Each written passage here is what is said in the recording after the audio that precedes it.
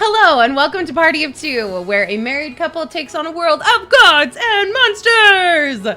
I am your GM for the evening, Hayley.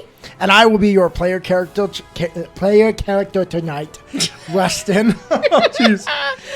I will be playing as usual as the Azamar Cleric Sorcerer. And I get to play everybody else. Everybody.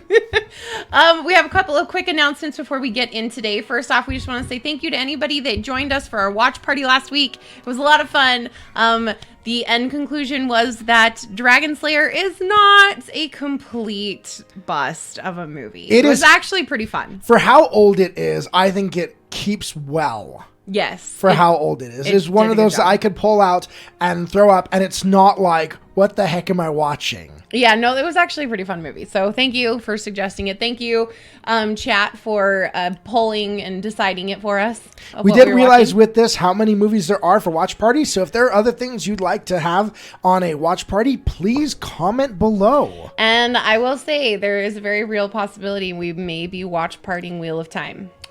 I really want to watch Wheel of Time. If you would, want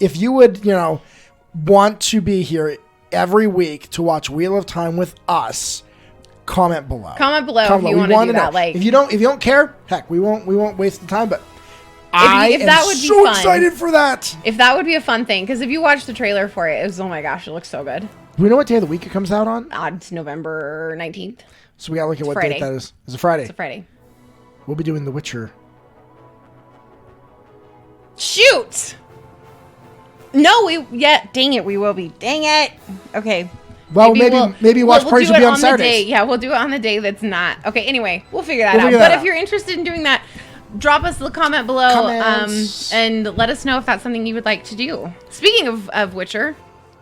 Speaking of Witcher, we will be doing an 8-part campaign with the TTRPG of The Witcher. Woohoo! This is a very cool system, definitely unique in a lot of things that it does. I will be GMing that 8-episode arc.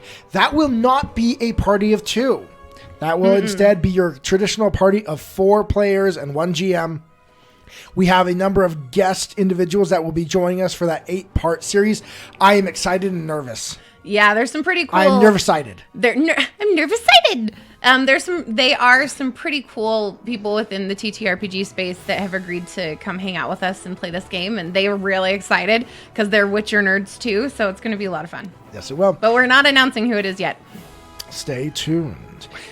And if you want to get all the announcements regarding that upcoming Witcher campaign, make sure that you also go and follow us on all of our social media. Yes, so the social media that we are the most active on right now is Twitter, and our handle is at Party of 2 RPG Live. So Party of 2 RPG Live is one word, and then it's just Party of 2. Like if you looked it up, Party of 2 is... It's us. On our Instagram is Party of 2 RPG, and our Facebook handle is Party of 2 RPG Live as well. Yep. Which definitely subscribe. We are going to be making some changes, including the plan is in the near future to start putting out shorter videos with tips on how to GM and how to write campaigns for smaller groups. So if that is something you're interested in, you are going to want to follow. That will probably be on a different YouTube channel, so you'll only know if you follow. I mean, because we definitely won't be talking about it here.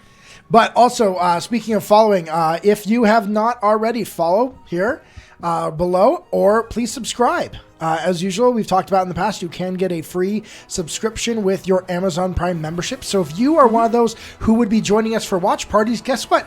You can subscribe for free to this channel and join us for all those watch parties.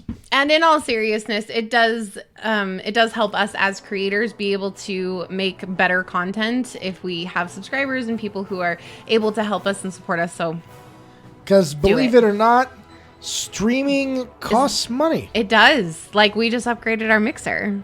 Yeah, which we do want to apologize to any of our listeners. From last week. For some recent episodes, we realized a little late that our mixer was going out. Yep, our mixer's motherboard died this last week. So we did purchase a new one. I hope the audio sounds a lot better for you today, and will continue in the future. So if you have kind of been like, oh, yeah, I liked it, but I can't hear it, well, guess what? Now you can hear me.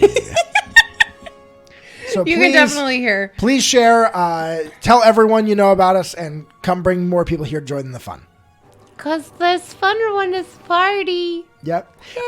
We will, of course, have the VOD of these available on Fridays. I'll be honest, I'm not the best getting to you first thing in the morning, but generally they're there by the afternoon for your watching pleasure. Yep. I'm going to start cracking the whip.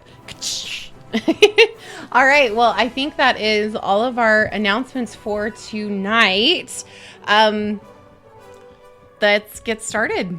All right. Okay. Oh, you're gonna get mad at me again. The intro. Oh, is this the old one? Still the old. We haven't updated the intro video yet. But cue intro video.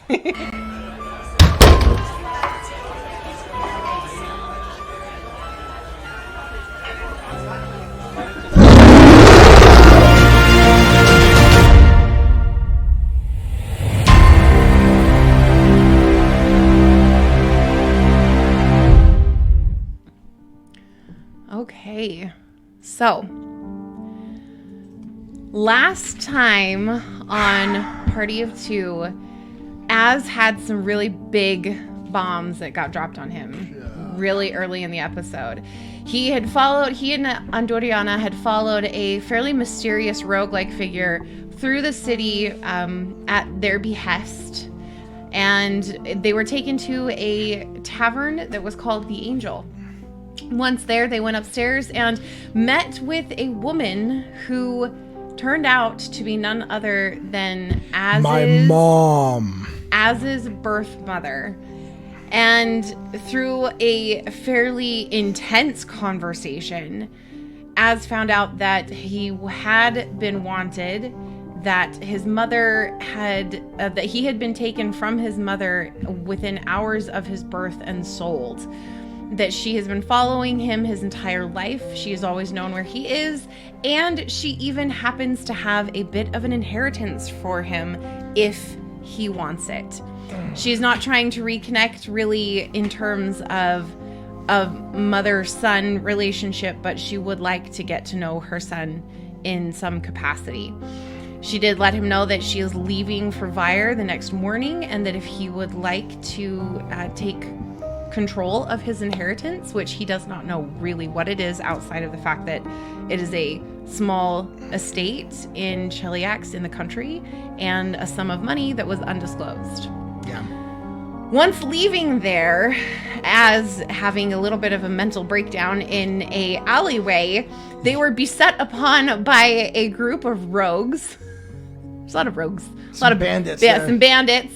Some bandits who were there at full intention to take money and rob the two, but they kind of didn't realize who they were attacking, and they were decimated pretty quickly. It was so fast. There were a lot of bad rolls that they had. There were a ton of bad rolls in that.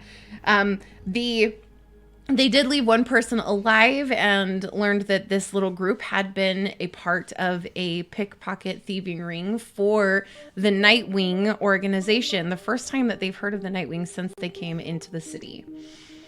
After their little encounter, they did go back into the Green District and back to Sir Michael, who fitted Az with a tuxedo-like garment for the ball that would be happening the next day, and said that he would be sending out a message to the Domina that with receipt of the dress, that Az would like to have a discussion with her, as he discovered who the envoy is from Cheliax, from his birth mother.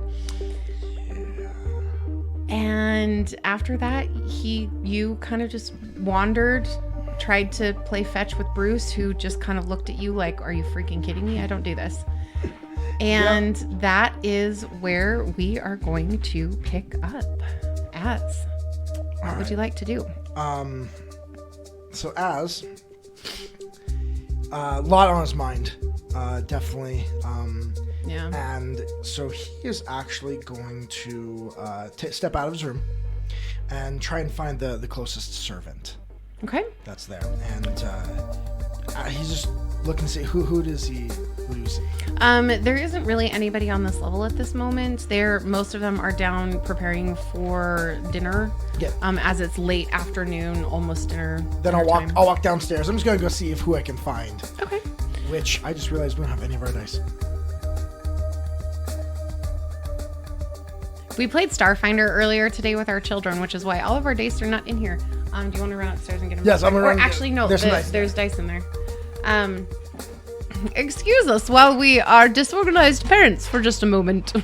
No, we did a video recently. If you follow us on social media of our unboxing of our Starfinder starter kit that we got. Yeah. And so I ran our first game today. It was actually a lot of fun. Starfinder with the family. So that was a blast. But I will say our 5-year-old lost interest after about 3 rounds of combat and was like, and I'm done. I don't ever want him to feel like he's not invited. I know. It just is funny. And eventually he might, actually wants to play. Here, just hand me the mini dice, right, and I'll play with those.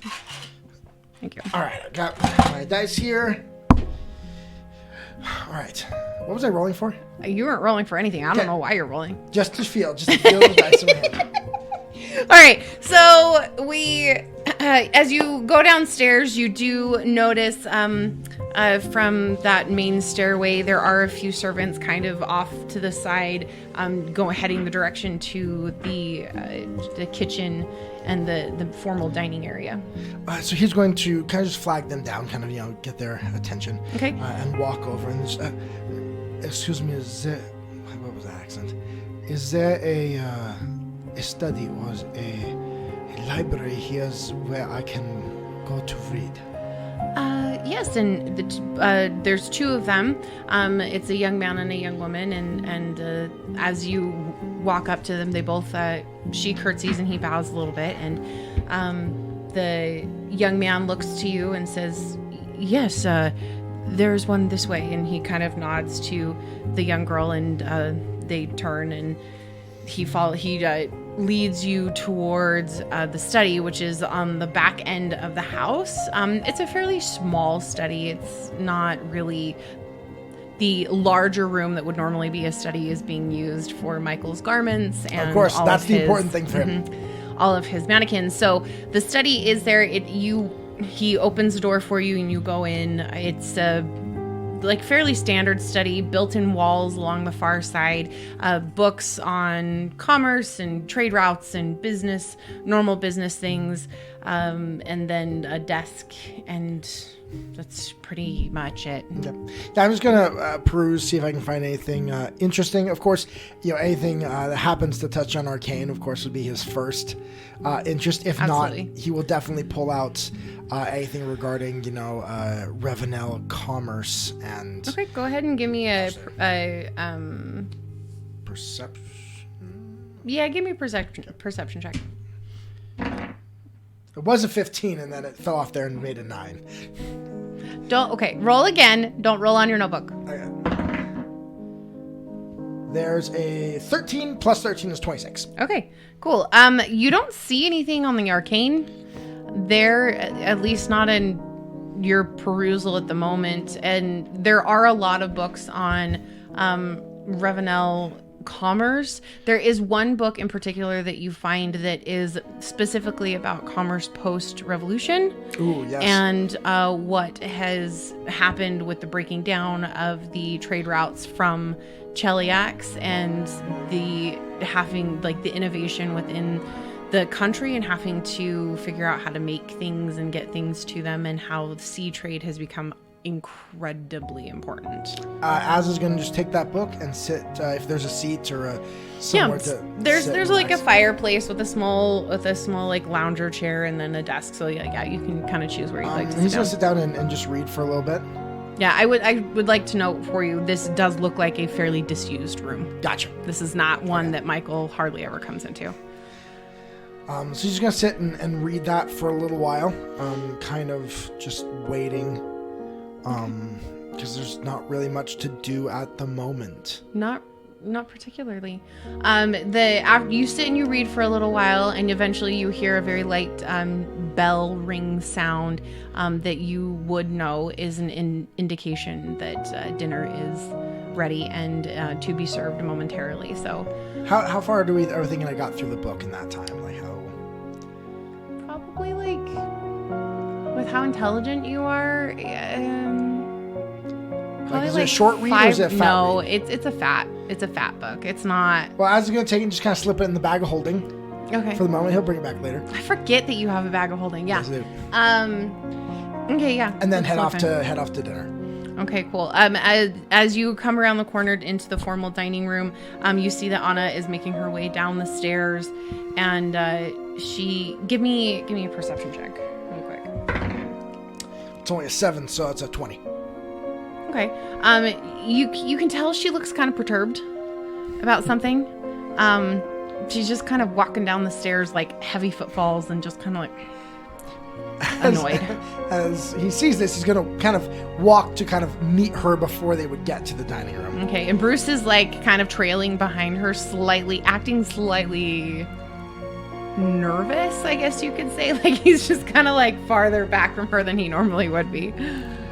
And Az is going to kind of notice this. How are you doing, Anna? Was it perfect? Working with Stella? Not Stella. Sophie. Sophie. Was working with Sophie enjoyable today? I was tortured. It was full on torture. How so? Of course you haven't seen it. The dress that they have me in, it's got all these like frilly things, and it's like, and they're making me wear heels, like actual shoes that have little lifts on them on the back end. Well, yes, that is what... Do you want to know how many times I've worn heels in my life? This is number 1. I have never worn heels before. I can't walk in them, and how am I supposed to fight? Like, this is the most impractical thing ever. Well, we are... if we have to fight at the ball, then we are in bigger problems than ever before. It's just stupid. And the stupid corset, and she kind of just, like, starts grumbling and starts walking past you towards the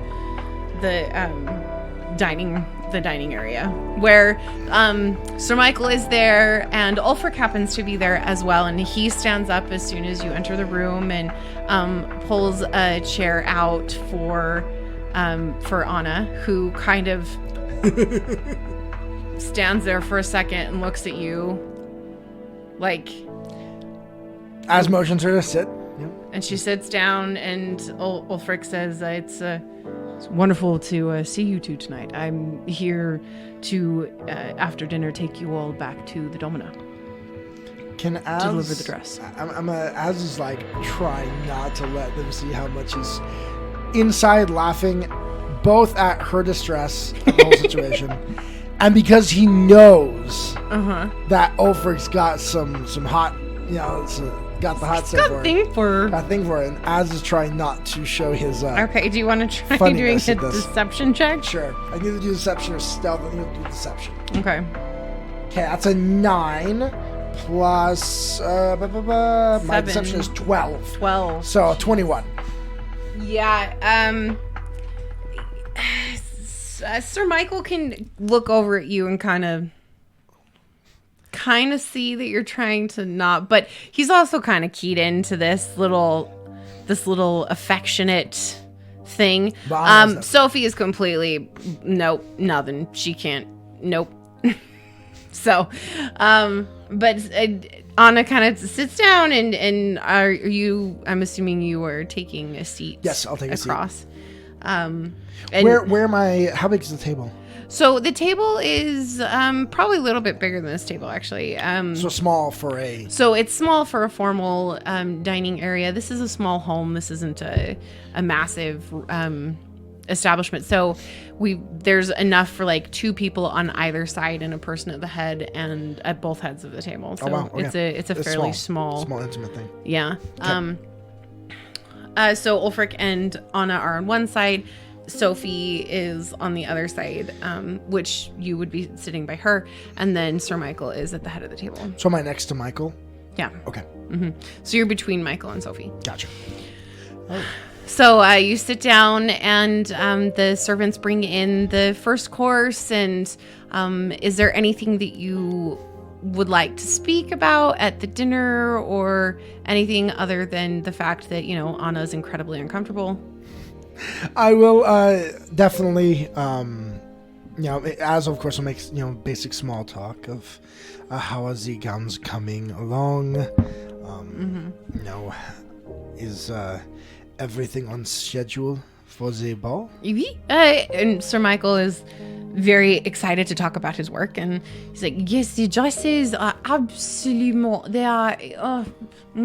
absolute perfection. I will say the dress that Miss Anna is wearing is a particular favorite of mine. It is going to complement her shape and her hair, and it's absolutely perfect. And Anna is just like, ugh. And as he says, yes, well, Anna has mentioned how much she loves the dress. And she kicks you under the table. Is she stealthy about this? Is she like... Hold on. We're gonna roll a stealth roll for Anna really quick and see if she can be stealthy about it. Oh, hails. Yes, she is stealthy. Oh, yeah. That is a 17. And her stealth is 9. So she's stealthy. She full on kicks you under the table without anybody noticing. 1d4, No, she's not trying to hurt you. All right. I'm gonna... Can I roll some deception to have it not be noticed that I just got kicked? Sure, yeah. I'm going to try and keep it on the DL. It's 11 plus my 12, so 23. Okay, yeah. You do manage to keep it. You stone-faced. There's no reaction on your face, and she just looks at you. Sir Michael, you, of course, know that I have a great interest in the arcane arts. As a practitioner and a cleric to Nethys Court of Magic, is there a part of the city where one can find items of a arcane nature?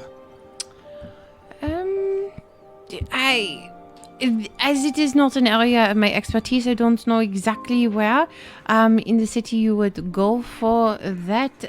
But I do know tomorrow night at the ball, we will be meeting many influential people at that time. And I know that the... hold on a second. Pull my notes out. Hold on. The Golarion family, they trade very often in things of the arcane and magical items and things like that. So if you want to speak with them, and they are very good friends with the Domina as well, so it would be fairly easy to go and speak with them at the boat tomorrow. The Golarion family? The Golarion, Can I roll a society on if I know anything about this family? Yeah. Oh, that's a 17 plus my society of 11. So that's a 28. Man, okay. You don't know much about Revenie's nobility because of your life. I mean, you're like in Cheliax, but you do know who they are. They are led by Count Auxis Golarion. And it's Auxis. And their family does a lot of trade in magic, silver, and salt. So they deal with a lot of the arcane, actually all forms of magic. But the arcane is something that they do deal with, and magical items and shipping of magical things from place to place. So, all right, make friends there. Yep. So I know there are a few magical shops within town, but I am so very sorry. I don't actually know where they would be. That is fine. I just always on the lookout to expand my knowledge and understanding. Is there in the same aspect? Is there an area of the town where the craftsmen work? Are they more out on the other side of the harbor?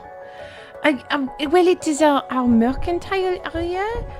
If you look at your map, it's it's the R's. Not that one, the other one. That one right there. Right? No, that one. This one, the R's. Where all the R's are. I don't remember exactly which district that's in. The Red Roof. Okay.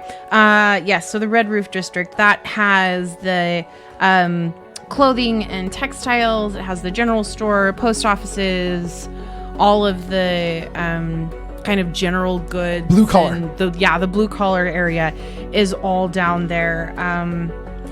And yep. Thank you. I am, along with the magic, I am a skilled craftsman, and of course will be looking for ways to earn an income being here, since I am now no longer in my home. Excusez-moi, I did not even think about the fact that you would, I believe we probably could find something to do for you. You can do it at the palace if you would like to try. And the Queen's estate is very large, and there is much need. What kind of craftsmanship do you prefer, or are you skilled at? I am skilled in many types, including alchemy. Oh. I do not know what the Queen. The crafting of potions, Oh, and you did say that you were quite skilled in medicine? Yes. I wonder, there could be possible need for a healer in the barracks or within the palace itself if you would like to stay here. But of course, if you would prefer to be out of the walls of the Green District, I can understand. It can be a little bit stifling here. But if you would prefer, whatever you would like, I'm more than happy to make introductions with the head medic if that is something you would like to do. Thank you. Is at the moment, while things are in such flux, it is more looking at options. Oh, okay. Well, yes. So, whatever you would like. If you would like to go explore tomorrow before the ball, I mean, there will be many preparations and things you need to do to get ready for the ball, of course. But in the morning, if you would like to go, that would be perfect. We can even send possibly a guard with you to help show you the way. And Ulfric immediately says, well, if you guys are going to be leaving town, leaving the Green District, I happen to have some time tomorrow. And he looks at Anna. He's like, if you guys would be interested in me coming along. And she smiles a little bit and she's like, Az, what would you like to do? That would be fine if you know the city. We of course do not know where we're going half the time. Yeah, Ulfric nods and he's like, yeah, he's like, I've lived here for quite a long time, so I can help you guys. Thank you. Get around. So yes, I do have some errands tomorrow I would like to do. What time is the ball start? Well, we will need to be there a few hours early, so normally the ball will have there would be a late dinner served at the ball, as well as the dancing, and that can go well into the night. But I would assume we would need to be there by midday. Oh wow, that early? Yeah, sure. At midday, like 2 o'clock or possibly 3. I have to dress the Domina and do any final preparations, and you will have to come with me because otherwise you will not be allowed into the palace grounds, of course. This is true. And Sophie looks at you and she said, "Don't worry, it's actually quite fun. It's nice. We can walk around the gardens and we can wait. They give us our own private chambers while we are in the palace as well when we are getting ready for these types of events. So we can have time to explore." And she kind of smiles at you, and you can see she's give me a perception check. I want to give you all this information. I'm like, 10, but plus 13 is 23. Okay.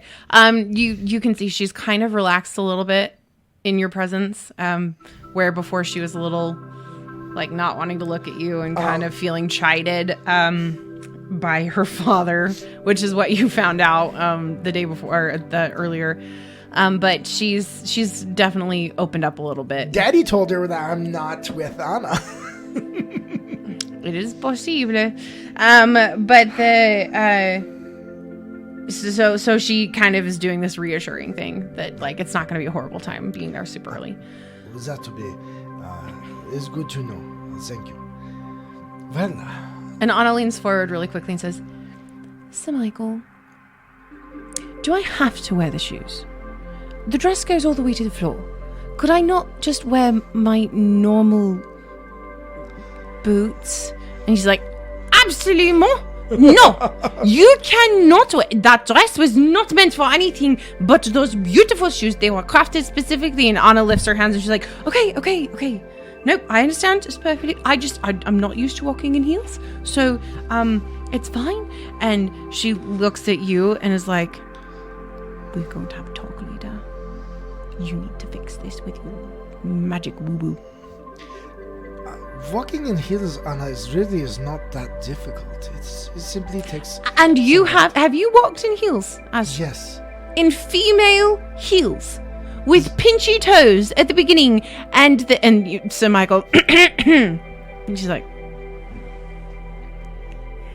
they're wonderful, thank you. My master enjoyed placing me in a garment to bring attention, and if I was a little taller, it made me more noticeable. You're already tall. Yeah. That literally makes no sense. That's fine. And the servants bring the next round of food, and there is continued talking and discussing about different things. Is there anything else, any other agenda type things that you want to discuss at dinner? Trying to think of anything else I want to talk about. I don't think there is, not at the moment. Okay. So I'm gonna he'll just do general chit chat, general, schmoozing as usual. Cool. Halfway through he is though. Here's one thing he will do.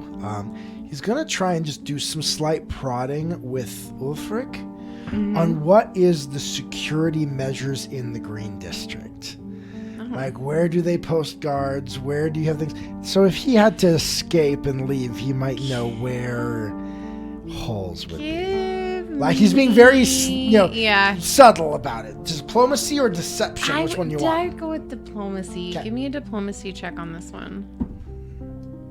19. Jeez. Plus my 12. So that is a 31. Okay.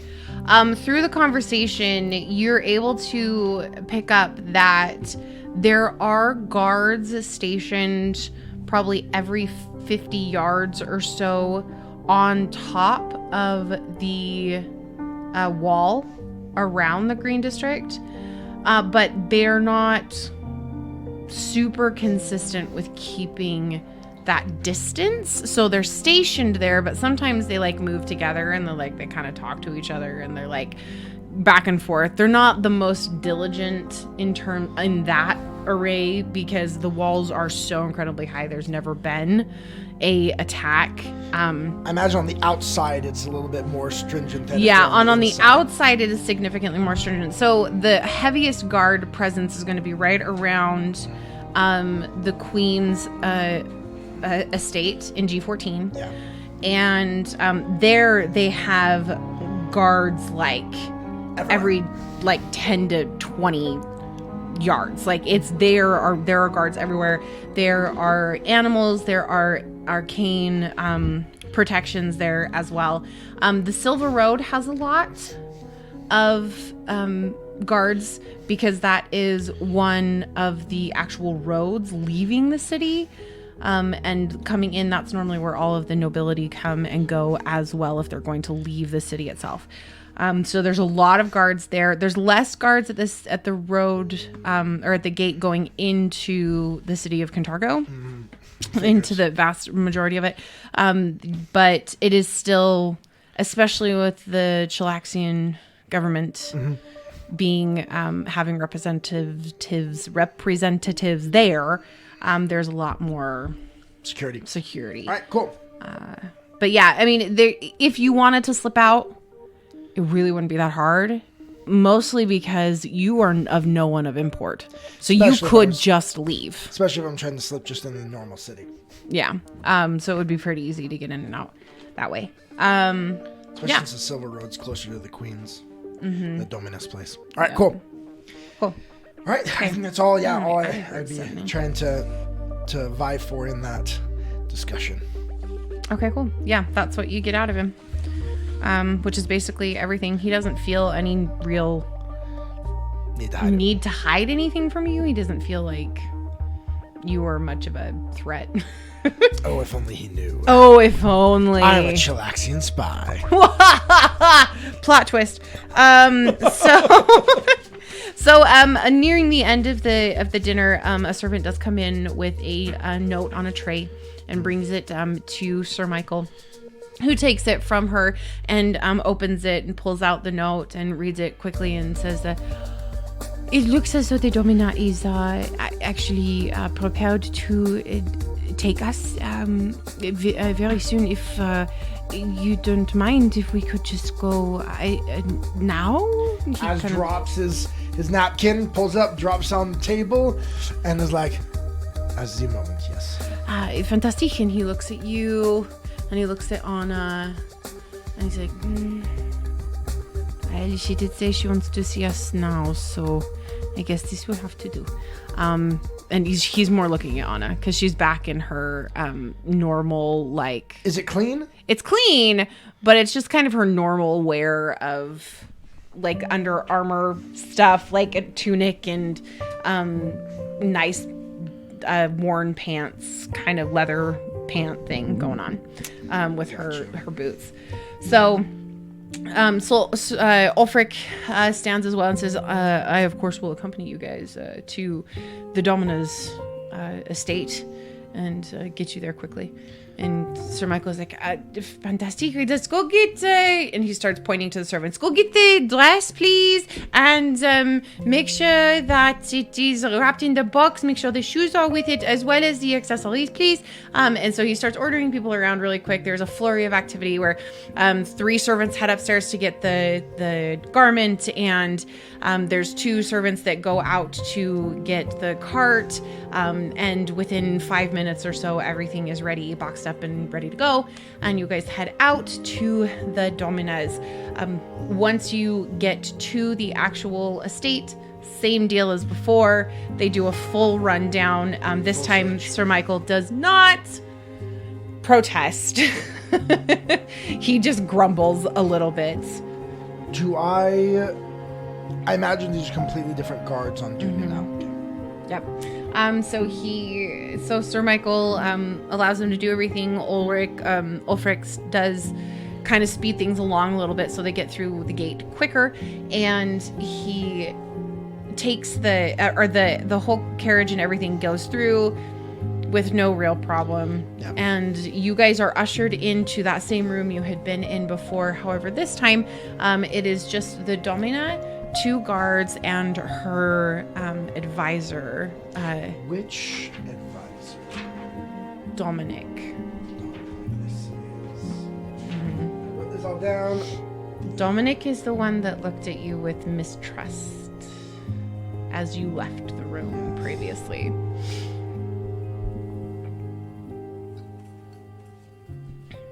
He's 30, very relaxed 30-year-old. Mm-hmm. And he's standing behind. So when you come in, the Domina is sitting at in a chair near the large fireplace. And remember, there was a really long table that had all the food. Well, the food is gone. Mm-hmm. The table is gone. But she is sitting now. It looks like they rearranged it a little bit to. It's almost like a small, like parlor sitting room, okay, almost, where there's a few chairs, there's a couch, and that's all situated in front of the fireplace. and she is sitting in a chair near to the fireplace, and there is a small fire burning currently there. The two guards are standing on either side of the room, right against the wall, and Dominic is sitting across from the Domina on the other side of this little sitting area. They're probably like 6 feet apart or so. So there's enough space to like you can move around and stuff, but it is a fairly intimate little setting. And he stands as soon as you are ushered. Dominic stands. The Domina, of course, does not. And you all go in, and Sir Michael bows, and Sophie bows, and Anna kind of follows suit and bows as well, even though she is not in a dress, and she just follows what they're doing. And I'm gonna this time make her do a performance check. I am going to, as I'm walking in, I am going to ancestral memories for a moment in order to become trained in performance. Nice. For just 1 minute. Okay. While I bow. All right. Well, Anna manages to bow without falling over. Good. And without any real wobbles, which is good. It's not super elegant or graceful, but she does manage to do it. And then give me a performance check.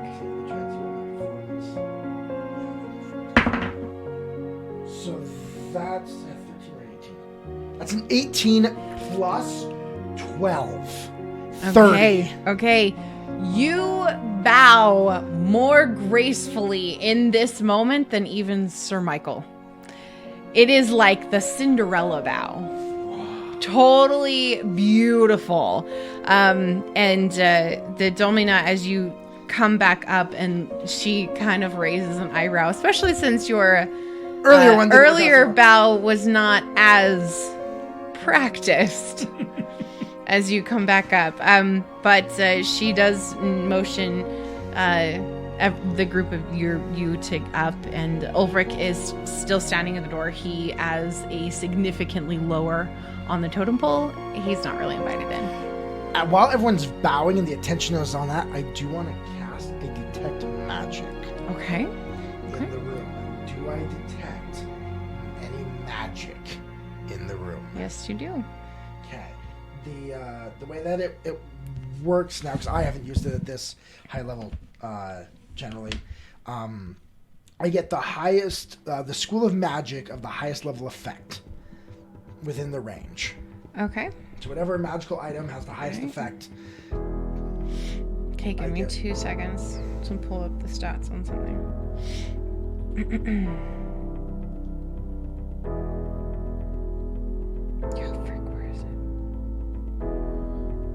Sorry, I was not expecting you to ask that question. I'm starting to try and I know you're trying to like screw me up. No, just trying to garner a little bit more. I realized that I went heavy on the role play and I missed probably a lot of information I could have gotten. It's possible. Talk amongst yourselves for a moment. You're making me feel awkward. So, Az is now trying to figure out who's got magic in the room. Honestly, I'm a little questioning on whether this consort's got some stuff on him. Is he like the fact that he's in the room too? Why is that? Are these guards wielding magical weapons?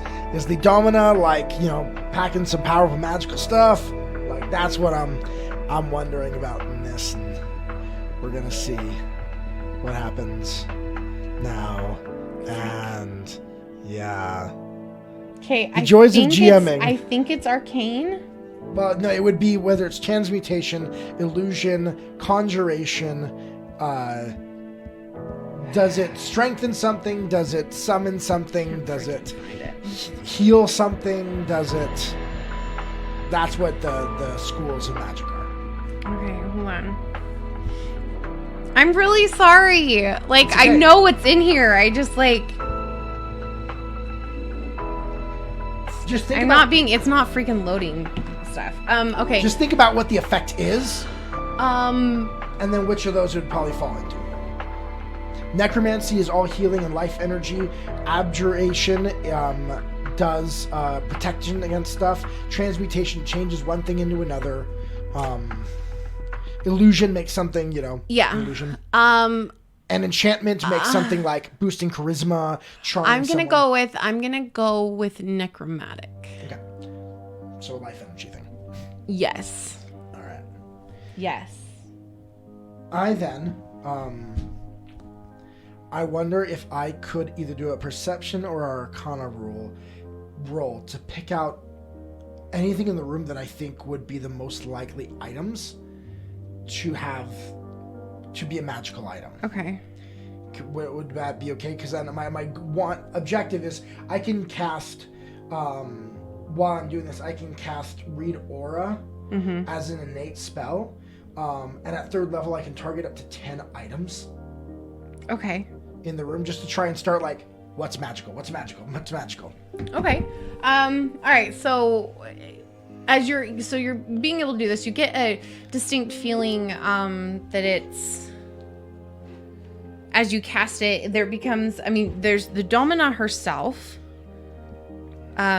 which you already know she has arcane abilities. So you are going to detect that there. So I'd limit that out. Like her innate and magical abilities, I would limit that out of the spell. So is this like a general direction in the room? No, it just tells me if it's there is the one. So okay. the detect magic just tells me if it's there. Yes, there is magic there. Yes, it is necromantic. Then from there, I have to pick 10 items to try and read the auras on real quick. Okay. Okay, I'm giving you details. That's what it is. Okay. On the left-hand side of the room, you see a very large plant. There is an older style godfather or grandfather clock that is against the wall in between 2 very large windows. There are drapes on both windows. Of course, and these are things that I think might be magical. I'm just giving you an idea of what's over there so you can pick. What else is over there? There's a chair on the left side as well that's all the way against the wall. A small side table that's right next to the chair, and then the guard. On the right-hand side of the room. So how about we make this a little simpler? What if and this is what I'd mentioned, what if I roll either a perception or an arcana check to just allow him to kind of perceive these are items I think it would be, and then read aura on those, so you don't have to name everything in the room. Okay. Does that sound fair? Sure. Yeah. Natural 20. Okay. The plant could possibly be something. The grandfather clock could be something. On the other side of the room, there are a few significantly older paintings that could have some type of magic connected to them. Interesting. There's like I'm kind of trying to narrow in on their person. Like, are these people wielding stuff? Besides the Domina, you're not picking anything up. Okay, that's all I wanted. Of persons. That's all I wanted to know. Like, okay, I'm sorry. Items, I think that's why I'm like confused. They've got rings. They've got magical swords. They've got like that's what I'm kind of looking for. It's not so much are they magical people. It's more of what are these guys packing? Yeah. That's what I was looking for. Sorry. You're not. Besides the Domina, you're not picking up anything on any person. But I guess that I'm getting that she has magical items on her. Yeah. Okay. All right then. I'm kind of wanting to know who I'm walking into a room with. Okay. Sorry that was so painful. All right. Okay. So we all bow. So you all bowed. I'm just kind of doing this while we're walking in. Yeah. While we're bowing, I'm just kind of sending out the feelers. Yeah, and the Domina. So the Domina is. She motions you forward, and Sir Michael comes up, and he does motion for the servants who have been at the door. They have not come in with the gown. He motions to her to bring the gown in. She motioned. Oh my gosh, the gown comes in, I threw you and off, you did a little bit flat-footed. you had jeez, and we had a joke earlier about how you never catch me flat-footed. So the gown comes in. They gush about the gown for a little while, and Sir Michael shows a few little alterations that he had. Can I do a sense motive on what she thinks of the dress? Yeah. 19 plus Okay. 13, so 20, 32. What do you think of the dress? She likes it. Just a dress. But, like, it's just a dress. She doesn't seem to be one that cares a heck of a lot about that. That's an important thing. That's not something that she revels in, I guess you could say. All right, good to know. So, she is speaking with Sir Michael. Dominic, this whole time, has been sitting, after he stood for a moment. He sat back down and he's just kind of studying you guys and studying your interactions. Anna has been standing very quiet because, to be frank, she doesn't really even know why you guys are here again, because you never really talked to her about why. Like, 'cause you spoke to Sir Michael about it. Oh, I didn't tell her? But you never really told her why you were being invited back and why this was like a whole deal. So she's kind of like, okay, we're here hanging out. It's fine. Because she is extremely uncomfortable around royalty and she has a hard time with it. But eventually they do finish with the discussion with the dress, and Sir Michael says, no, we did need to speak with you. As said, he has some very important information to give to you. Something that he discovered today. And he turns to you and kind of motions you forward, and she looks up at you expectantly. So as will, imagine I'm a little stepped back. I'm going to then that time take a step or two forward, just kind of put myself to where I'm not in the background. Again, do just a slight bow, not a full one. Yeah. Just a recognition there. Yes, it's Domina, friend Domina. I have come into some information that I think would be of most importance. Give me a perception check. Ooh, it's only an 11, so it's still 34. I'm 24. Okay. You notice that as you say this, Dominic kind of comes a little bit more to attention.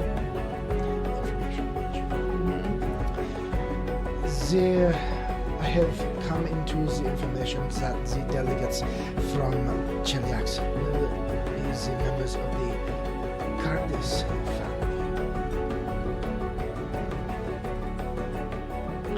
How did you come to this information?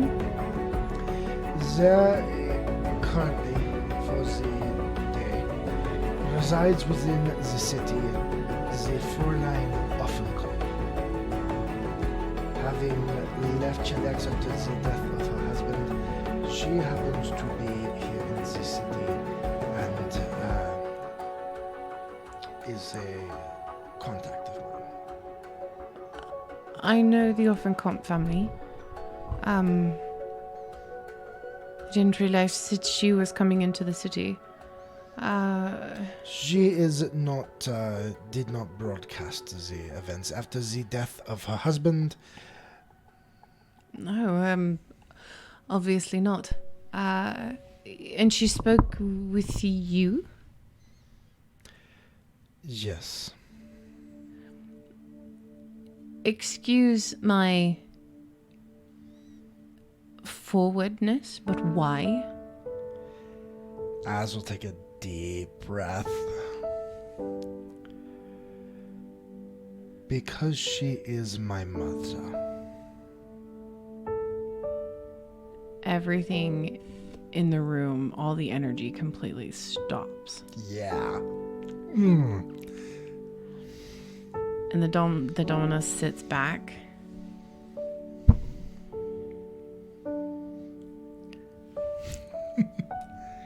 I was not aware that she had a son besides Brennan. I am the firstborn.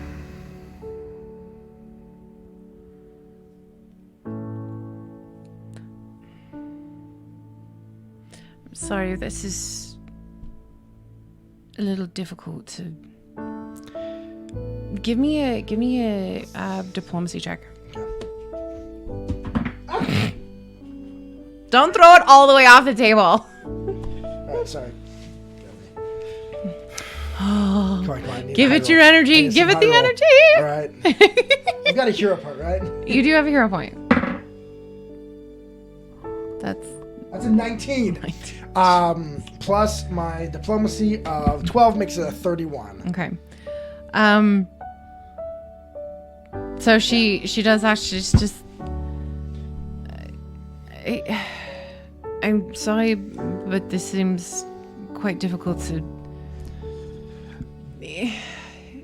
When would you have been born then? I am 29 years old this year.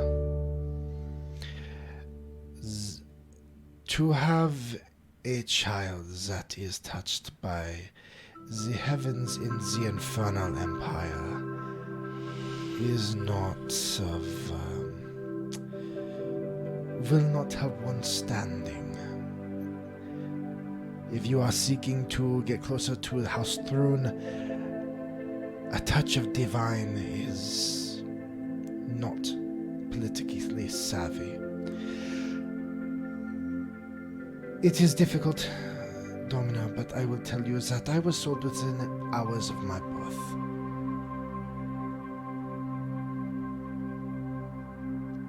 That is disturbing. Yes. But you say that...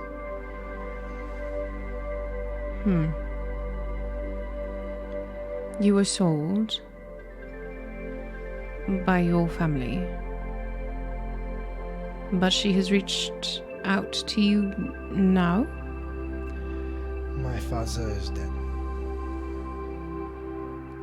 There was a rumor that reached my ears not long ago that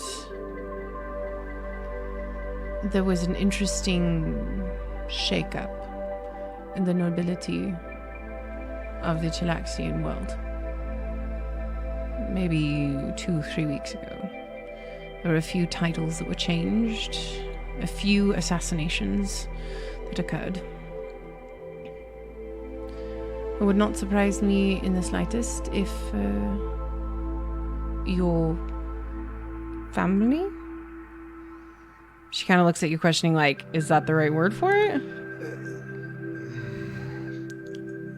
If the word is difficult to find. If your connections were involved. I could see that. I know that the lady, the Fräulein Offenkamp, saw the death of her husband as an opportunity to leave. She has, from her own mouth, abdicated. Much like a slave running from her master.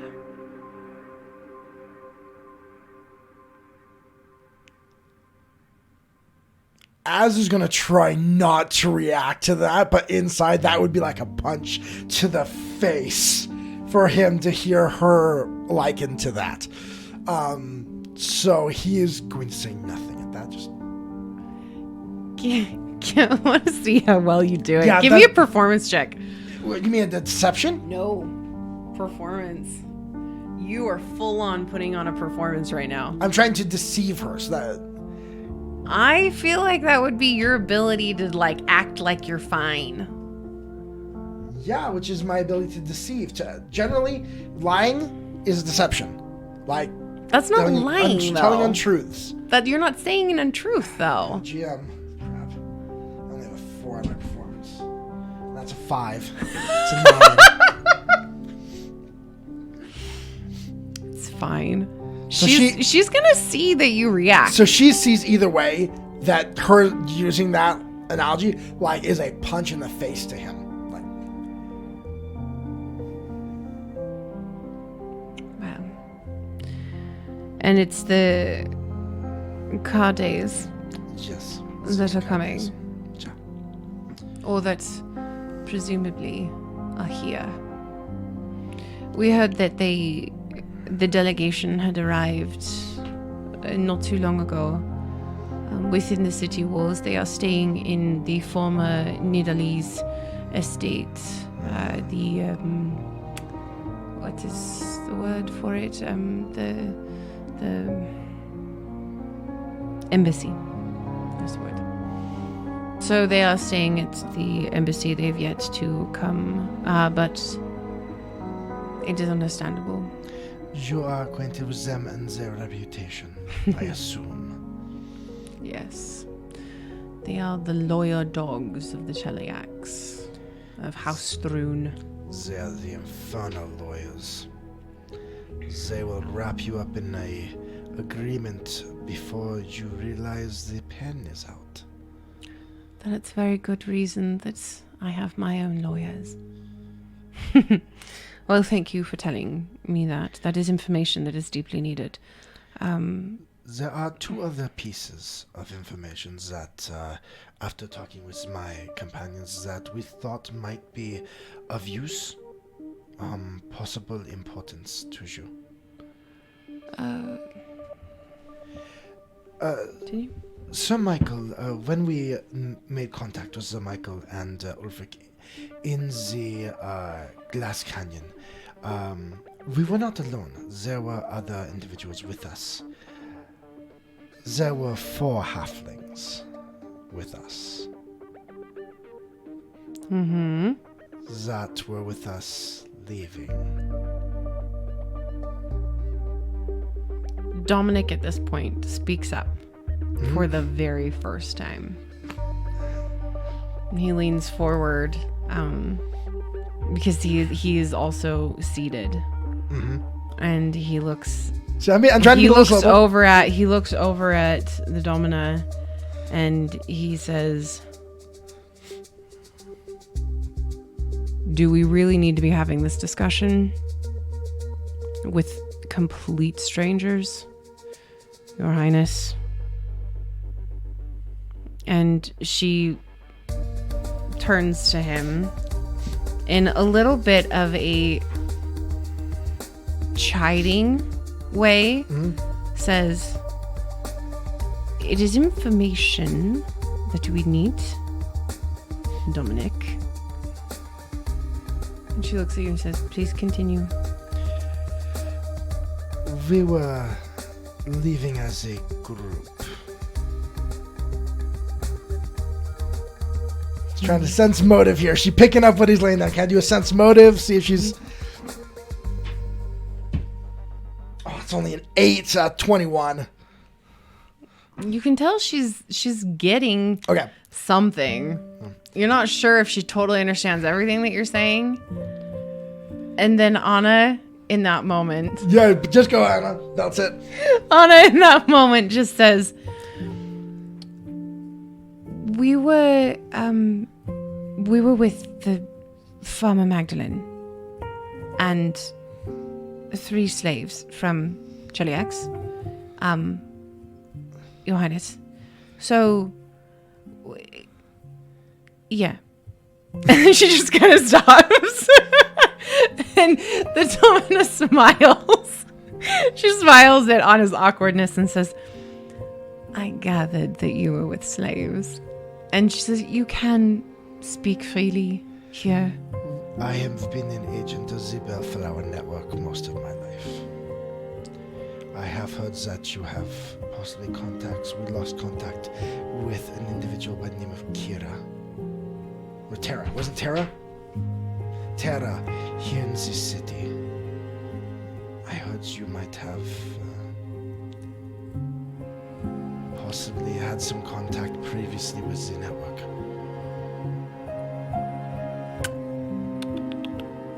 Give me a diplomacy check. 18 Jeez. plus 12, 30. Sheesh. Let's get it all She out looks here. at Dominic and then looks back at you and looks at Sir Michael, who is kind of like Like, I did not know this bomb was about to drop. Holy crap. Well, I told him. I know, but like, he didn't know that you were going to talk about it. Yep. He told me to tell her. That is true. He did. So the Domina looks at you and says, we cannot speak of this specifically, but there is one that I have worked with in the past, whom I have not seen for weeks at this point. There has been a slight investigation done by the more delicate members of my court, and we have not heard. The reason I tell this, and he looks back to Anna, kind of giving her a look. And she's like, background. What? I was stationed in Citadel Enfrak, serving with Titus. The reason that we left in the way we did, I feel that it is important that you know what is happening on the edge of your border. I think I just went French, didn't I? The edge of your border and how we crossed your border. At this moment, Kuth Waldwin, the high-ranking member of the council, has discovered a type of soul magic. He is ripping the souls from those that are less fortunate and seeks to build an army of clockwork soldiers powered by these to conquer the world and then the abyss and then everything else.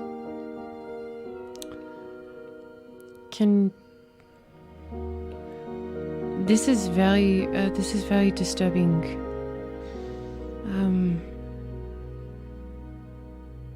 You have evidence of this? We have seen. We could not leave with physical evidence yet. But the reason that we are fled, Anna here was discovered these events, and the slaves were first on the chopping block to power. Of course. His machines. The way in which we escaped was a passage below the citadel that leads to a cavern that comes out at the base of the mountain range, right at the border. And she looks to Dominic, and he immediately says, "We have no knowledge of any such entrance." If you have a map, I can show you. And he kind of snaps his fingers really quick, and the guard that is to the right immediately goes through a door that is right there, comes back just a few minutes later with a full map of Ravenel. And he lays it down on the table that is like the coffee table that's in front of them. And Dominic says, "Show us." Anna, could you help me with identifying our route? So I bring her forward because I want her to... She's the one that pushed for this. Absolutely. And she comes over and she shows where down in between... And here, give me that map. This one, yeah. Mm-hmm. So... that down there at the bottom. Yeah, because there's Citadel and Frack and there's entrance.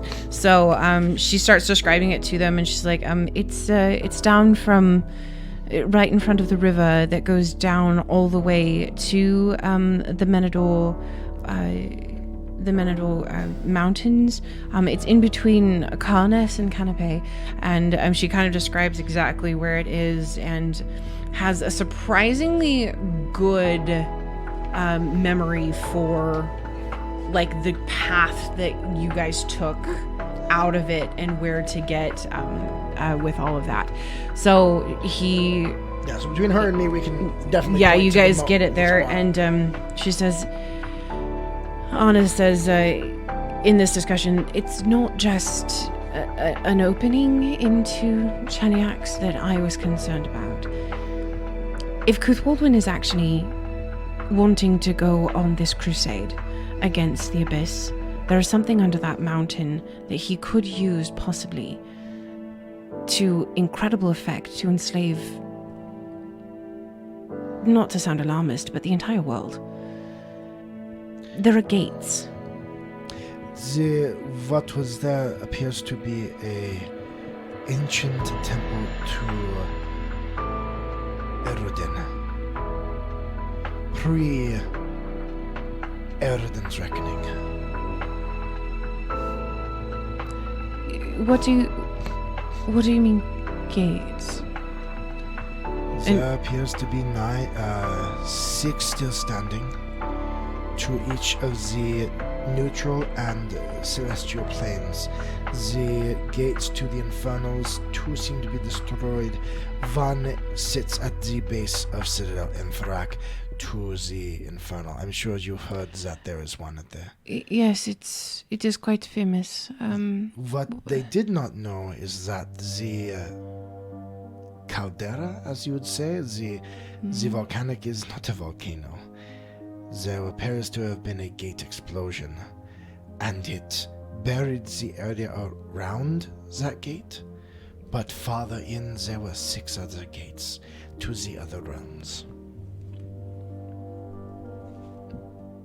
There are 3 celestial gates, and 1 to the Maelstrom, 1 to the Boneyard, and 1 to Axis.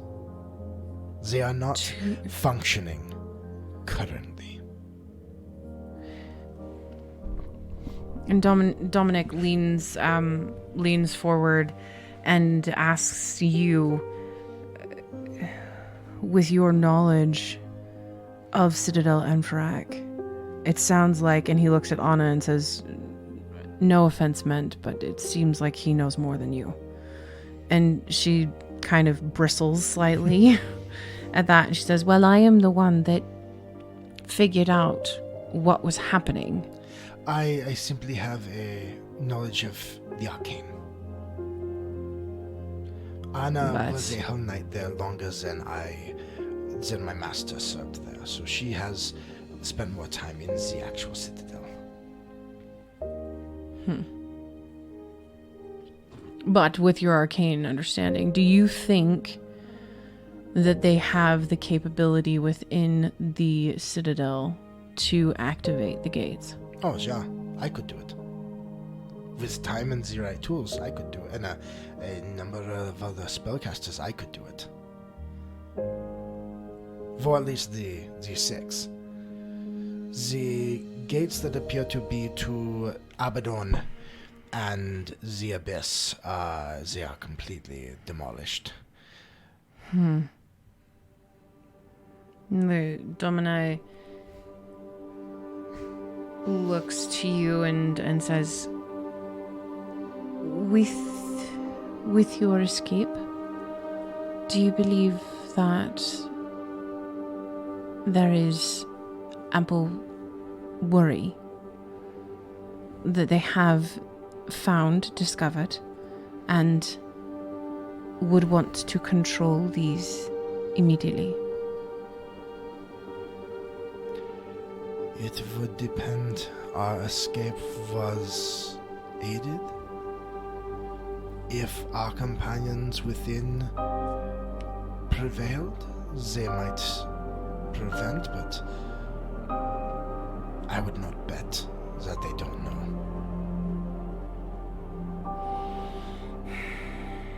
But to take them would require an assault on the Citadel of the Hell Knight Order. Personal thoughts? At the moment, I do not think that the Celestial Realms are in danger. But the more concern of this is that if what you say to the extent is completely accurate, then the possibility of those gates being used and used against us are very high. I am not understanding. How would the gates be used against Ravenel? If they could be opened Yeah. and agreements bartered and made with those on the other side, then we could have the possibility of armies from hell, from any of the planes coming through that mountain. Hell they already have.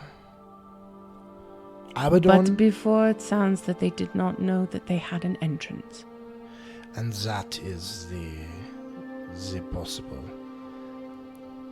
What I know of the Hell Knights, unless things change, the law is that Ravenel is free, and they care of law. They do. But Abigail Thrune is a bloodthirsty bitch. Yes. And I would not put it past her to see an opportunity to take us unaware from behind. So she looks at Dominic and says, I want you on this. Now. And he nods. And he stands quickly and bows forward, bows to her, but then takes a step forward and does lean into her, like into her face, like right here. And he does say something, but it's on the side that you can't see. And Perception check. sure. 9, so... Like, you would have had to have gotten Nat like 20. a 30. Yeah, I was hoping for a nat 20 if it happened. It didn't happen. It's okay. But so he does lean forward and he says something to her, and you see her face kind of frown a little bit at it and then lean back, and she nods, and then he turns around and leaves the room, one of the guards going with him, which is quite a surprise. Well, that is very disturbing information indeed. Would you be willing to speak with that at the council meeting? Speak with... who? Speak to this at the council. I can bring it up and discuss it, but unless we have people there that are experienced, it is better to have first-hand account than second, of course. Yes. I would ask. My identity is not one that I specifically want to broadcast back to Talis. No, I would assume that you would do the arcane disguise that you did previously. As long as that is... That is absolutely acceptable. And if you feel more comfortable, and Anna steps forward immediately and says, I don't give a flying rat's ass of whether or not anybody knows if I'm here. So, pardon. But I don't have a problem with speaking up since I saw everything the same thing that Az did. So I can discuss it freely with no concern. And the Domina smiles at her and says, of course, you were there as well. So you would be able to speak to this exactly as well. Would you mind being at the council? She's asking me? She's asking Anna. Okay. And Anna nods and says, absolutely. That's totally fine. I can absolutely do that. Az will need to be there with me, of course, but I don't mind being the one to speak. if that works better. Either way, if I can have a disguise so I do not have to have the word, oh, look, the Azamir from Cheliax is here, then I am, Of course. I'm fine. Of course, no, that's It's perfectly fine. It is important. This is very important information, and the council will need to know. They will most likely be very upset about it. But we will see. Well, thank you very much. And she does at this point stand. And she goes to Sir Michael first and gives him a very quick kiss on the cheek and says, "Thank you so much, my dear, for making such a beautiful gown. I truly appreciate it." And then she gives Sophie a kind of little hug and nods at both of you. And she looks over at the guard, and the guard immediately moves away from the side of the wall and begins to usher you out of the door. And she says, "Of course," before you leave, she says, "Of course, we will see you tomorrow at the ball, at which point I will be able to better instruct you on who you will need to speak to about this." Of course, Domina. And then the guard ushers you out. Yeah. And takes you outside of the palace. And Sir Michael says, as soon as you get outside the palace, turns to you and says, "You have been on quite the adventure outside of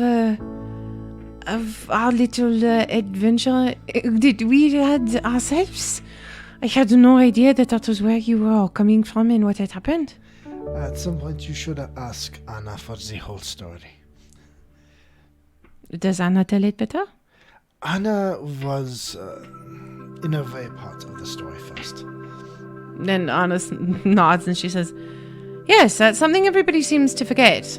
I'm the one that actually discovered the souls were being taken. But that's fine. No, Az can have all the information. That's totally fine."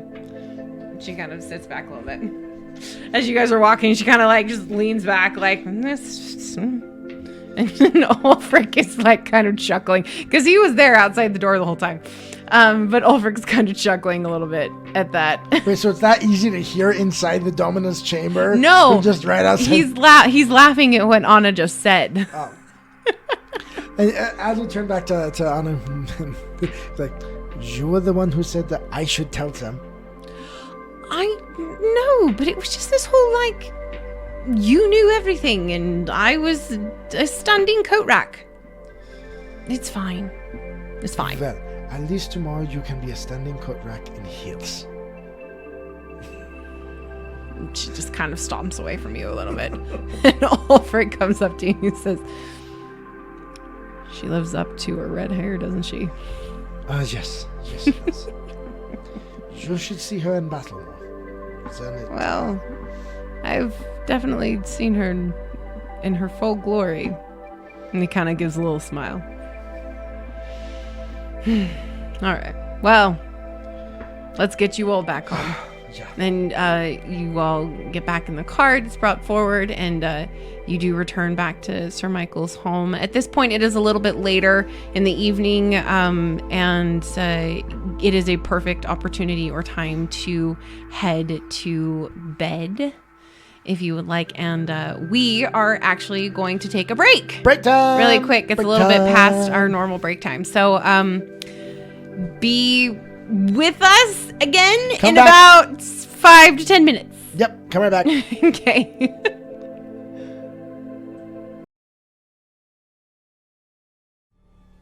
All right, welcome back. We hope you had a good break. We had a good break. It was nice. We got some peppermint. We were pepperfied, and we got some Diet Coke. So we are ready to go. So we left off where the group had just left the Domina's house and are headed toward, they have gone back to Sir Michael's home. So, Just traveling back. is there anything that you would like to accomplish tonight? Are we on the way back? Are we riding in the cart? Mm-hmm. I mean, you don't have to ride in the cart if you don't want to. I mean, it's a No, I fine imagine walk, so. but- Michael's in there, and is Anna in the cart? Sophie, Anna's in the cart. Ulfric's in the cart. There's a big cart. Well, it's like the two sides, and then there was the storage bin on the back, and then there's the the spot up on top. Oh yeah. So I mean, there's more than enough space for 6 people. Okay, cool. But as I'm riding, he will, look over at Michael. I know that was a lot of information. Oui. That you didn't know any of this when you asked us to continue with you. No. However, it does not change my decision. And it does not change my feelings. There just happens to be a little bit more depth to your story than... Complications? Yes. Yeah. Oui, that is a very good word for it. Oui, but That it is has not. been- It is not as if I wanted you to come here completely under totally honest pretenses as well. So it is understandable. We all have our secrets, of course. I have far less now than I did this morning. And truthfully, I do not think you are with friends. You are with people who are care. But I would suggest being very cautious with this information with anyone else that is in court. Yeah. There are many, and you do at this point. You have returned to. You've gotten to the house, and as you're climbing out, he does kind of pull you aside a little bit and says, "There is one thing that I would like to speak with you about before tomorrow. Before the ball, we can either speak about it tonight or tomorrow morning before we leave, whatever works better for you, as I know you have errands that you would like to run tomorrow morning." This tonight would most likely work better. Fantastic. Bien. So go ahead. Once you are settled, please come meet me in the parlor. Thank you, of course. Yeah. And he turns around, he kind of ushers Sophie inside, and Anna also has gone in, and Ulfric is talking to her at the doorway. And as you move forward into to move into the home, you do hear Ulfric saying, "If tomorrow morning, did you want to do some workout again? Did you want to come over to the soldiers' barracks, and we could do a little bit of an exercise this morning, or in the morning before we head out, if you would like to?" And Anna smiles a little bit and says, "Well, we've actually been as there you are, we're not going to have enough time in the morning, right? For me? No, you definitely I do need to do errands early tomorrow. So we're not going to have no." And she looks at Ulfric and says, "No, I don't think we're going to have enough time for me to come over. But you will be here to take us." Quick DM question. I apparently did not write this down. What time did 9. Cops? It left at 9. It leaves at 9. Okay. I need to be at the docks early tomorrow for an errand. All right. No, that's totally fine. And he looks And at is Anna this is something that, meaningfully as he and says she this. she knows what you're talking about, and she's like, but he says, are you wanting me to come with you on this earlier errand, and then we can go? I know. This is more of a personal nature, and then I'll be back. I can find the docks I know I can do that. Find the docs and then... And don't worry, I'll be with him. Yeah. So I'll be able to protect him if he needs it. And then we will come back, and at that time point, we will need to go to the Red Roof District, Yeah. which is much farther, and I would appreciate the guide. Yeah, well, we're going to have to cross the river at that point, so yeah. Yeah. Okay. All right. Well, I will be here waiting in the morning then. In the morning. All right. And he does a slight bow to you both, and he turns on and walks away. And Anna kind of breathes a sigh of relief. Thank you. I know that wasn't necessarily you saving me, but thank you for having something that we have to do in the morning. Sure. It just is weird now. What? I don't... What is weird? He... Like, you pointed out that he was, like, having feelings, and now he has feelings, and now I, like, don't know what to do about it.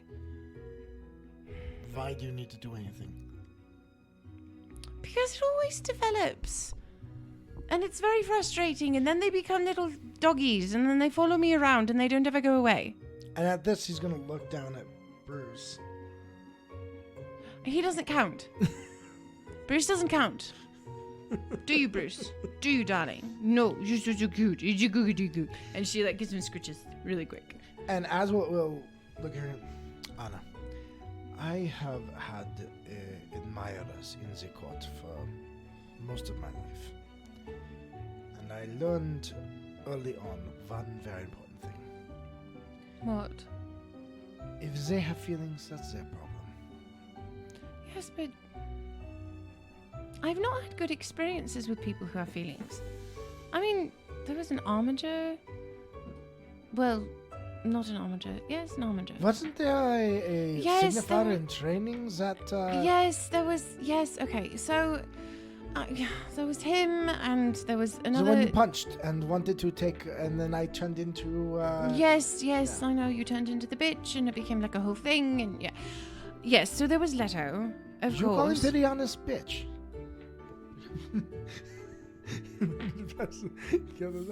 Well, yes. The very first time I ever met her, she was particularly rude to me, and I didn't have quite as a hold of my tongue as I do now, and I called her a bitch to her face. Az is going to laugh. He's like, so, let me make sure that I understand this. The time in which I have known you is you knowing how to not say things. Well, I'm still not perfect at it, like, obviously. As laughs and like uncontrolled, It's like not- unabashed laughter, kind of just fills him. Look, I have had to learn over time how to hold my tongue better. I never said I was good at it. It is okay, Anna. It is a skill that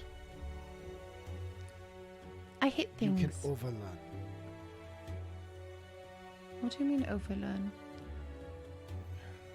The skill to withhold information is a skill that once you get good at it, there's a tendency to overuse. You mean like your lack of ability to share things with people? Like ever? Except for when you're prodded quite hardly? Hard? You're prodded quite hard. Yep. Mm-hmm. Yes, in your subtlety. Look, I hit things with a sword. I don't do subtle. And honestly, since I learned to do magic, I learned to fire bolts, but I didn't use it much before I met you. Well, that's just sad, isn't it? I tended, if I had to use force, I had failed. Wow. That makes sense.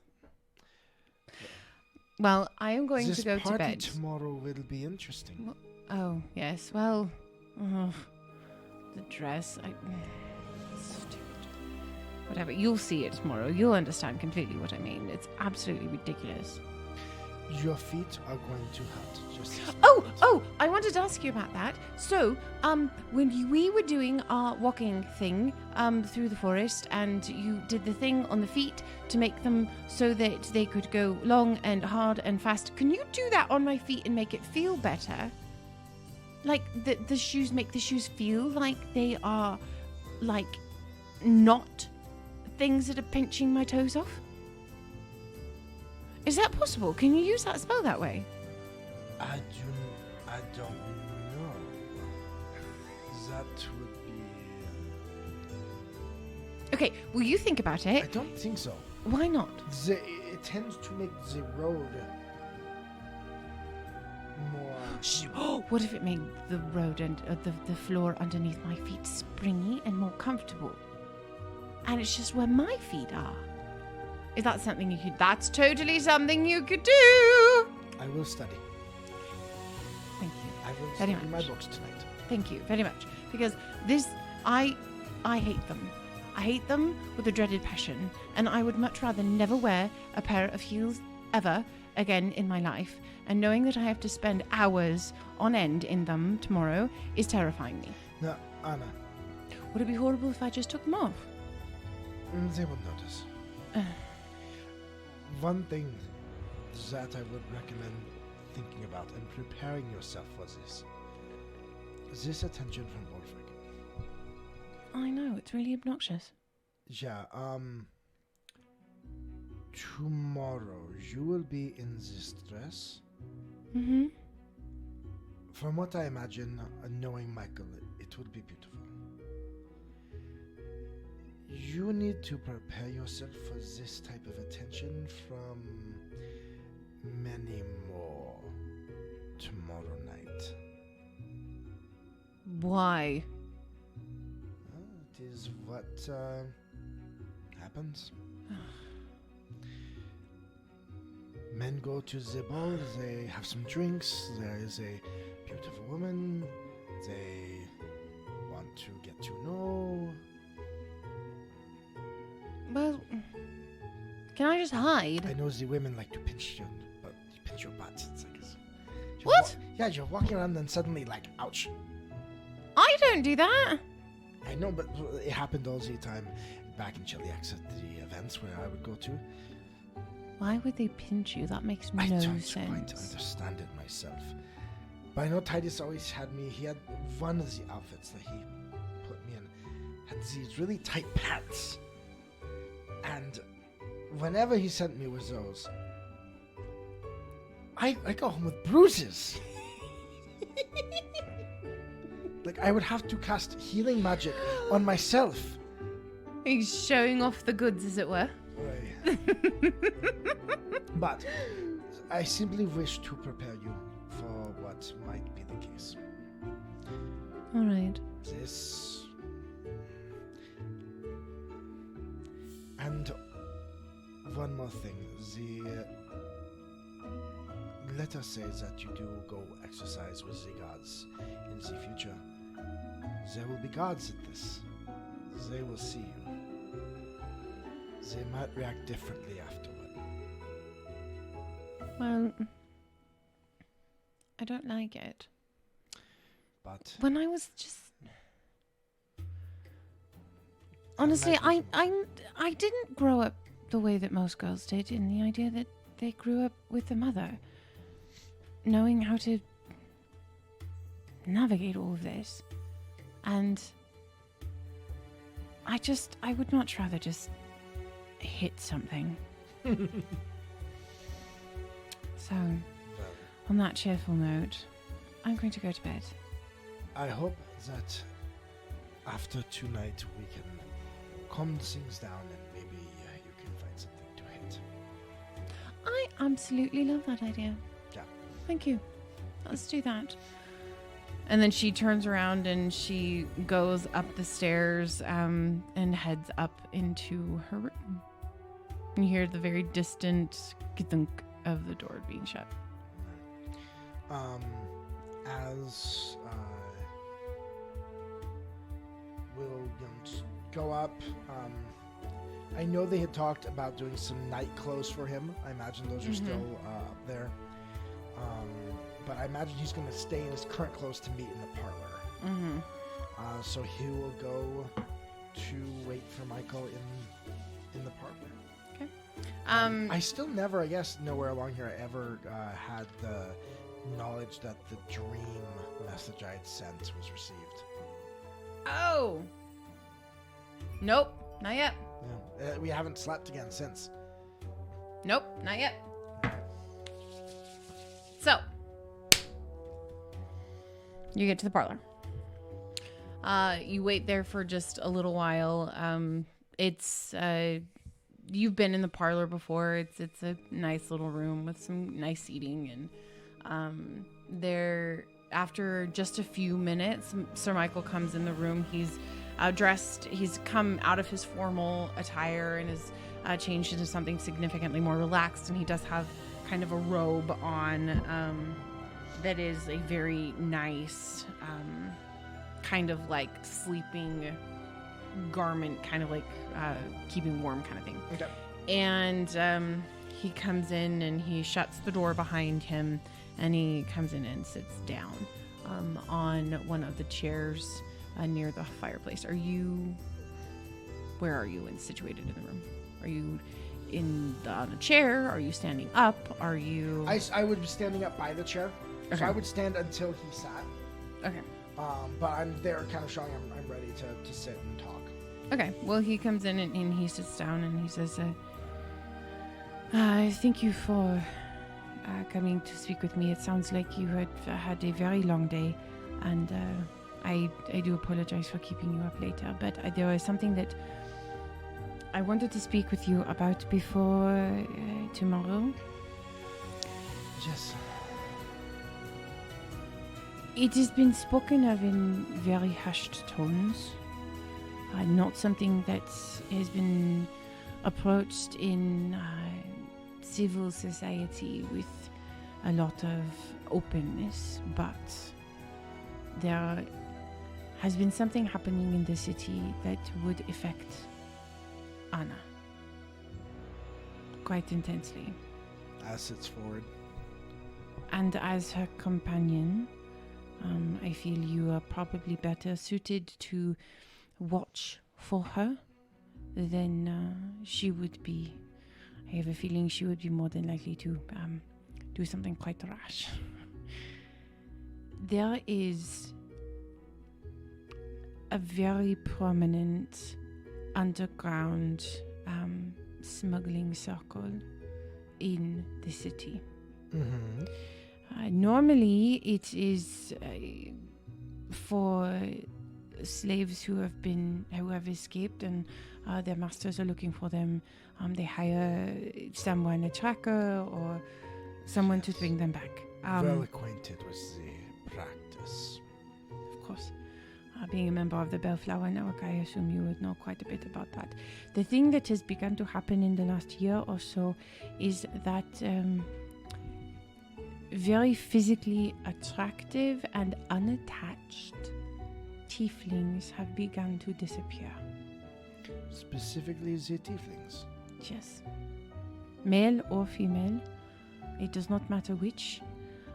The reports begin to come in from the Red Roof district, from the Clovenhoof Society.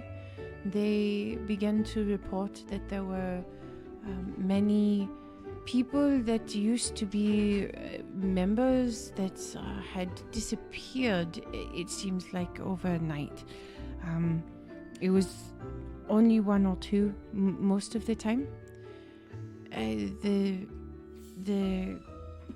area that is... I know who the Cloven Hoof Society is?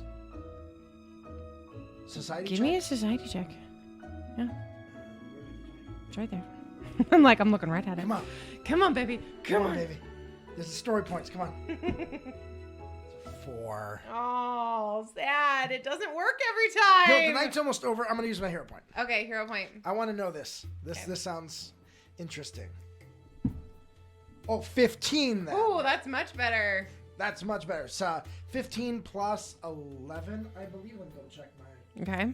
society. Yeah, 15 plus 11, 26. 26. Okay.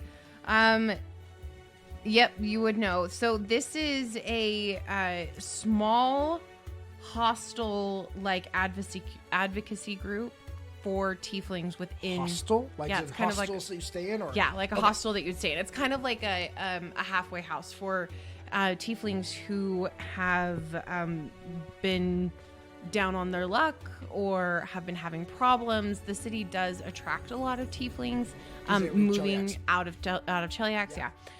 So they're kind of they're like a non-profit organization that tries to help tieflings either find housing or jobs or passage up to Vire or different areas within the country or the country's north. And they have a fairly large establishment here in Kintargo, specifically in the Red Roof district. I wonder if there's a contact with the Bellflower Network. They would probably run in similar circles. Probably. They probably do. But yeah, so Sir Michael just says, The only reason that I know about this at all is because of reports that have been given to the Domina that I happened to have been in the same room when they were discussed.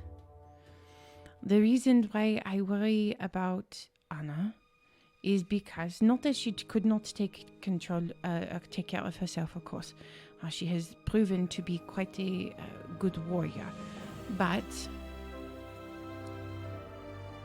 there have been indications with certain raids that have happened and with the Domina trying to stop the smuggling rings. There have been many instances where our troops have come in and the organization seems to have suddenly left. Do you have a mole? That is what the idea is, and if the mole is in the court, then there is a possibility that Anna could be in danger. Yeah. So, the smuggling, is it... I think you had mentioned before that the Nightwing group is... Are they the most prominent of the smugglers? it is not possible to smuggle anything in and out of Kintargo without the Nightwing having some kind of touch on it. And with the recent dangers of what you have gone through and the halflings and all of that, it's just a concern. Yeah. Thank you for the concern. This is troubling. I do not speak of this to Anna just mostly because I do not want her to constantly be on guard and to snap at the wrong person at the ball tomorrow. Az laughs a little bit at this. Says, so Michael, if you told Anna that you were worried that she was going to be kidnapped away, I think she would laugh. And then she would stroll down to the Red Roof district, stand in the middle of the square and say, "Come, let's fight." I think she would be so much more comfortable in that situation than the ball tomorrow night. Which is slightly why I did not want her to know. I imagine the Domina is aware of this situation. She is the one that has ordered a few of the raids on key areas. She and a few of her military advisors have been working to try and ferret out the worst offenders of the smuggling, but unfortunately with any large organization like the Nightwing, they actually do help in many ways with the economy itself, so we cannot, well, the Domina cannot just strike it down. May I ask then of possible favor? Oui. If you find yourself in a situation to talk privately again with the Domina, which I'm sure with your connections will happen, if you would mention that it would be in the interest of the Bellflower Network that this be solved as well. And I have certain skills in this area. Are you offering your assistance? That I am. Oui. I will let her know. And I can help in a much more covert method than raids. Oui. The biggest problem is trying to ferret out who the mole is and what they would need to be, like what we would need to do to stop them. But the Bellflower Network, the smuggling, that is something very close to the Domina's heart. It is something she abhors, and it is something that I myself have tried to help with in different ways. I have provided financially for different things, but I do not have much to give in terms of position. I have very little influence, even though the Domina is a trusted friend and at times feels as if she is a daughter to me. It is not my place. This many times in my experience, the solving of situations such as this require going to places that good people don't go. I understand. So I will let her know that you Yes. have offered your services. And just... Oui, I will let her know, of course. Do not tell Anna, no, of course. I am afraid she is going to punch somebody in the face anyway. With her attitude towards the dress, I am slightly afraid she is going to punch me. So... I am of hopes that tomorrow, we can walk down some dark alleys and get in a scuffle to appease her need before the ball. Maybe if she can Perhaps they... go in a rough bar and say pat her butt and she gets to punch somebody, and then hey, everyone will be happy at that point. Of course. Wait, thank you. I appreciate Thank you the for moment. The information. You have been a most amazing host. Absolument. Is there anything that you need from me? I know that you were concerned about money. I do have something here for you, if you would like it. And He reaches into his breast pocket and pulls out an envelope and hands it to you, and he says, it is not much, but it is a thank you for saving our lives before and for being so gracious about the false pretenses of which I brought you here. So, thank you. He's not going to go and look at it right now. It's rude to check the check while you're sitting in the room. But he'll put it into his. Of course, and it was our pleasure to travel with you. And I hope that the false pretenses of both on both our parts negate each other in this instance. I am fine. I feel that it has actually been quite a help. Having you here, teaching Sophie. I know she has been practicing. I know you have not been able to speak with her much since we got here, but perhaps in the coming days you can continue to help teach her and help her with her halo. Tomorrow night, I would advise that she use some of the makeup, just subtle, to diminish just lightly Well, she will be there at the ball as she is now of age. However, there is a section of she would not be with us at the ball, but she would be in an area for those more appropriate to her age. More so just to yes, and she will be with those appropriate to her age.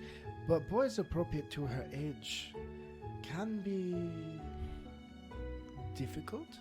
So maybe tomorrow, before we go, it would be good if I could talk with her about how to, again, not hide, but to make things more subtle. That would be wonderful. I know that she would love it. She, of course, does have a bit of a crush on you. And I just and he reaches out and he kind of pats your hand just a little bit and he says, don't worry. I am not in favor of her being with anyone. So I don't want you to think that I am encouraging her to be flirtatious in any way. Do you understand what I mean? Do not break my little girl's heart. She is infatuated with you, but I know that you are not someone who would take her seriously. To be honest, Sir Michael, this is something that I have no experience with. I was a slave. But you must have had people, men and women, that would have loved you. I had many that wanted to purchase. You had no other person that you were attached to at all? The network, my life was the espionage. I had those that I was familiar with as a young boy, but they were all sold off at different points. Well? Personal connections is not a liberty that I have had. I understand. Well, all in all, she has a crush on you. But I have a feeling it is more hero worship than anything else. Right. She has never met another. You are kind. You are handsome. And now she knows that you are not with Anna. So that is something she is going to have to get over. But of course, and he stands up and he says, I will speak with you tomorrow. Yes. Az gets up quickly after that little foray into interpersonal relationships and will... thank you. I will... Anna and I do have errand to run early in the morning and we'll be Absolument. out for that. Absolument. I will see you tomorrow. Thank you. And he will head up to his room, being like, oh, geez, I don't know how to handle the situation. Generally, I just went back home. Like 15. I know, but it's just weird for him because generally he got flirted with, inappropriate advances at parties and things like that. And then he'd go home and go to his slave quarters and go to sleep. And it's like, no biggie. Yeah. Now it's like, oh, I'm actually around this person on a regular basis. This is weird. It's a little bit different. All right. It's like he has to go through the awkwardness of a girl likes you when you're in high school or junior high that he's never had to deal with. And he almost has to go through that experience now as a 30-year, almost 30-year-old. All right. So you head upstairs into your rooms. And you, as you're halfway up the stairs, you get a sudden feeling, like a tickle in the back of your mind that starts at the top of your head and moves down through into your chest region. And you realize that this is an indication that Farmer Magdalene, I just hit the microphone. Sorry. Farmer Magdalene has finally received your message. She finally went to sleep. All right. So that's All right, good. That's good to know. So you just as a reminder, at dusk is when you had told her you would be at the gates. I try to be out there as often as possible. So you head upstairs. You now know that there's a possibility she'll be there waiting for you. And Az is exhausted. This is an emotionally turmoiling day. Are you not going to look at the check? Oh, yeah. Az does, yeah. Or at whatever it was that he gave you? Az pulls out the letter, opens it up. Generally, money's in gold, so he's a bit confused as to what this is. And opens it up to look. And what do I see? It is a letter of note for 200 gold. Yay! To be taken to the... Sorry, I've got to get the name of it. To the counting house, which is in the Green District. Okay. For you to go to. So you can go there the next morning if you would like to. And it is a kind of like a bank. It's basically a bank. So you can take it there and get the note exchanged for 200 gold. And it is open at 8 a.m. next morning. All right. Well, that will be helpful. Okay, great. Definitely. And then Az will head to bed. And that is where we're going to end our session. Oh. I know it's not a cliffhanger tonight as much, but I was hoping to get the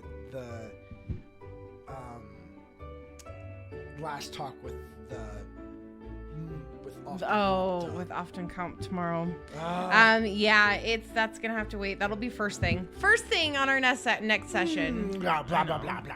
All right. Anyway, thank you so much for joining us this week, you guys. We really did appreciate you being here, and we're chatting with you in the chat since this has been pre-recorded. Anyway, thank you, and next week on Tuesday we'll be live again. I'll be back from California. So. Maybe. I don't know. I kind of liked this. Put in the comments below, please, if you prefer live. Yeah, if you prefer live versus pre-recorded, please let us know. Because this has been something that we've been throwing back and forth, trying to decide if we wanted to continue to be live for our Tuesday nights or go to a pre-recorded situation. So please let us know if you guys prefer one or the other.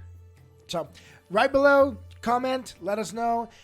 We will see you. We will be here again every Monday night. And those will be live no matter what. Yep. Those will always be live. Tabletop Terrain Talks, and then Tuesday night for the Scions.